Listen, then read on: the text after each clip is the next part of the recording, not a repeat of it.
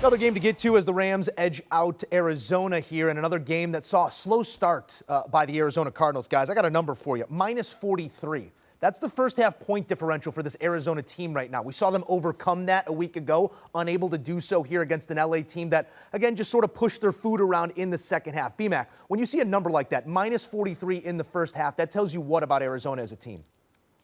They're not prepared to play ball games. It seems to be the storyline for the Arizona Cardinals based on what my eyes have seen and based on the numbers you just provided us, Joe. They're not prepared. They get off to a slow start, and they were lucky to be able to find a way to win based on the miscues from the Raiders last week. But if they didn't have those miscues, the Raiders did, they would be 0 for right now. They would be 0-3 with a lot of ball left to be played. So they got to find a way to start fast. They got to find a way to execute in the beginning of the ball games because they cannot afford to front teams points and expect to come from behind week in and week out. Yep, they were down 13-0 in this game and then mounted to come back towards the end there. Lost the onside kick when it was finally said and done. But I think B-Mac's exactly right. And we've been saying this for what feels like a long time when talking about the Cardinals. Historically, under Cliff Kingsbury and Kyler Murray, this team starts strong. There's no DeAndre Hopkins this year. Perhaps that's something to do with it. Usually they're 5-1, 6-0, 7-0 to start the season. And then the wheels fall off after Halloween. It feels like the wheels were wobbling.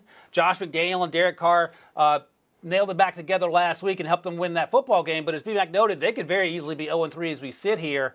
And I don't think it's going to get better. I think it's going to get worse. And I think we're going to have conversations about the direction of this team and starting with the head coach. I think Kyler Murray clearly is the franchise quarterback. They just paid him all that money. But this does not look like a good football team. And, you know, we talked about it earlier, and I don't think it's going to change anytime soon.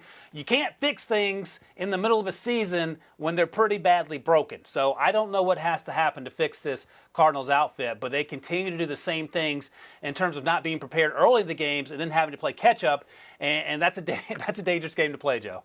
Ryan, B-Mac, great stuff. As always, stay put as we'll get set for Sunday night in just minutes. Taking a look at some of those struggles for Kyler, specifically here against the Rams. Ouch.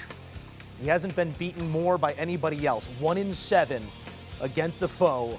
7-8 in terms of touchdown interception disparity, and that is also the worst against any team in Kyler's young career.